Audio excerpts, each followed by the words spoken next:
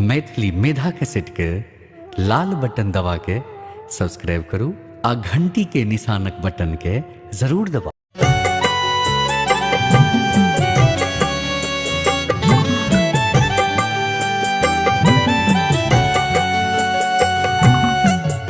अपने सब सुन रहे छी मैथिली मेधा के प्रस्तुति।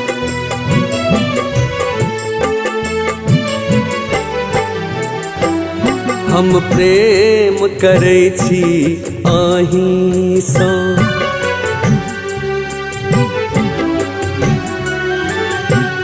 हम प्रेम करै छी अहीं सँ, अहीं में बसल अछि प्राण ये।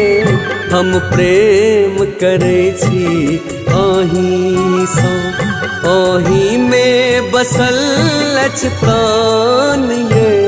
पहिलुक ई मिलन के रात में, पहिलुक ई मिलन के रात में, किया हमरा बुझै छी आन ये। हम प्रेम करै छी अहीं सँ।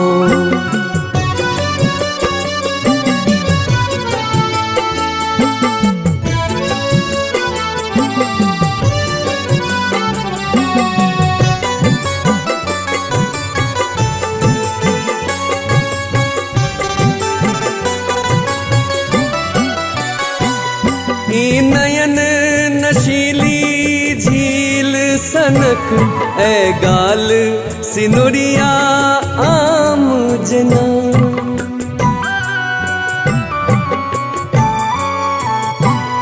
लाली संग रस सौ भरल प्रिय, ई ठोर लगैये जाम जना।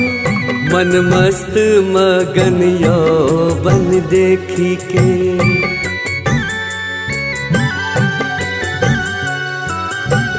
मन मस्त मगन यौवन देखी के, कनकारा दिया रस पान ये। हम प्रेम करै छी अहीं सँ।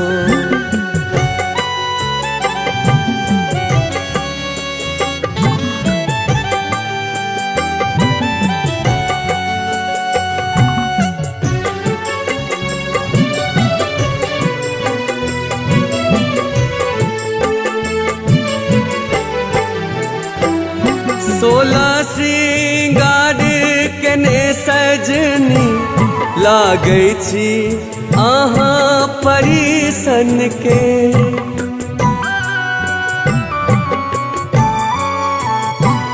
नै शौख सेहनता किछ बाँचल, अरमान हमर एहि जीवन के।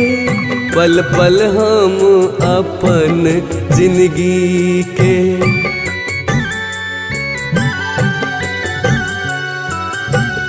पल पल हम अपन जिंदगी के। केने छी अहीं के नाम ये। हम प्रेम करै छी अहीं सँ।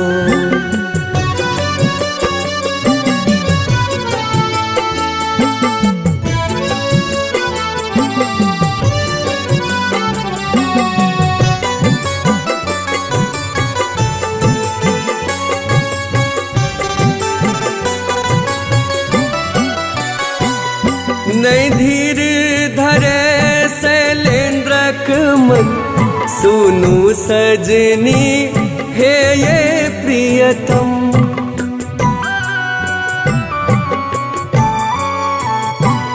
गावे संजीत प्रेमक पाती, जुन आब करू हमरा से शरम। हमरे ले नभ सौ धरती पर,